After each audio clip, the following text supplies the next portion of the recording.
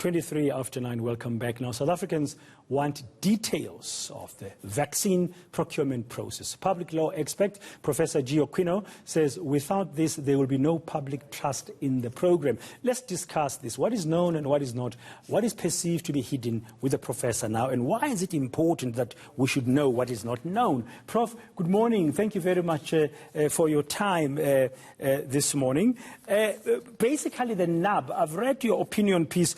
The nub of your argument is that if there's no transparency in the procurement process, in also how things are being rolled out and managed, public trust will be low, but it is very vital for this program, the vaccination rollout, to be successful.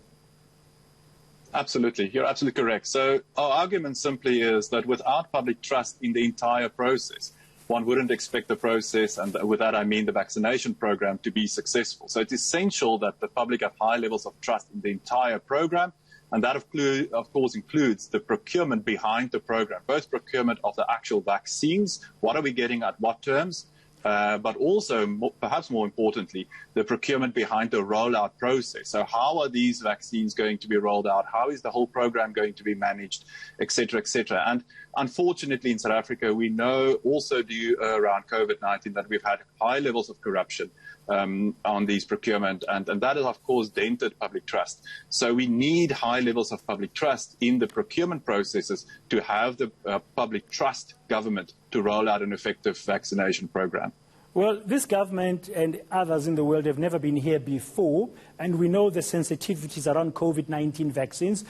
Is it possible that maybe security considerations are trumping the lack of transparency, and is it justifiable in your view?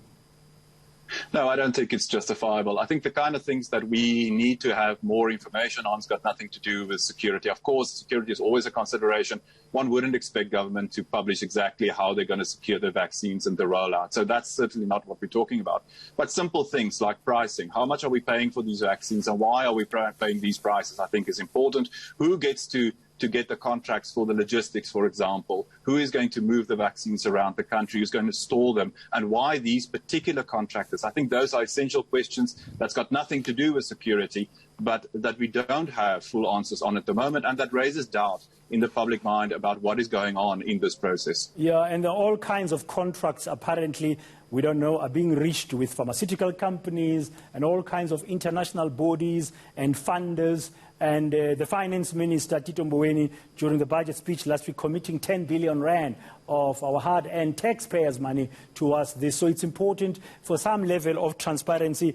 Let's talk about the contractual process. What would be of concern there? What do you think we should be told besides the cost of it? So one of the very important bits of information that we need, and globally that's the case, is that it seems that there are indemnity clauses in some of these contracts that the pharmaceuticals are insisting on. And that is simply, and we don't know, we're guessing, right? And that's the point. But we think that these terms would imply that these pharmaceuticals will not be liable should their vaccine have any adverse consequences, or should there be any adverse consequences from the vaccine, and that governments will have to step in and provide some indemnity. And that may be problematic from a society's point of view. Why would we want to commit to that? So I think that is an important part. Another important part is that our health ministers already indicated that they've signed so-called NDAs, non-disclosure agreements, so they cannot give us the details. And in South Africa, where transparency is a constitutional value and obligation, one must ask, well, why the secrecy around these contracts? We are entitled as the public to have as much detail as is reasonably possible. So non-disclosure terms in these agreements raises very serious concerns in my mind. Okay, finally, Prof, before I let you go, another point you raised in your opinion piece, which I must confess I was not really aware of, is the uncertainty around the role of provinces, and that legally they can, on their own, also procure vaccines in terms of the Public Finance Management Act and so on. How important is that knowledge for us to have in the public? And I don't know what other provinces will be doing, but we know what the Western Cape was thinking of doing with its own framework. Yes, absolutely. So I think it's important to have that knowledge so that one understands that when a province like the Western Cape, or any other province for that matter, starts saying, look, we want to at least look into this, that it's not a rogue province, that it's not a rogue action, that they are fully entitled in law to do this. In fact, one may take the view that they're obliged to do this as part of their legal mandate. And in South Africa, as you've correctly pointed out, we don't have mandatory participation in central contracting. It means that provinces cannot be forced, as the law stands at the moment, to participate in a central procurement program. So legally, it's within their power, and that raises questions around how the coordination is going to happen. If provinces are then going to say, look, we just don't trust what's going on, we don't see enough coming to our province, we are going to go on our own, that might not be a good idea, because then you've got competition between different actors in the same state for limited supply.